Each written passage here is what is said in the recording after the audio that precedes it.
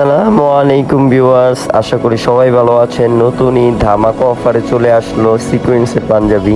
খুবই রিজনেবল প্রাইসের মধ্যে আমাদের কাছে পেয়ে যাবেন এবং সবগুলো কালার সবগুলো কোয়ান্টিটি পেয়ে যাবেন। তাহলে এখনই আমার স্ক্রিনে দেওয়া নাম্বারে কল করুন এবং যেই কোনো কালেকশন পেতে আমার ইমো অথবা হোয়াটসঅ্যাপে যোগাযোগ করতে পারেন।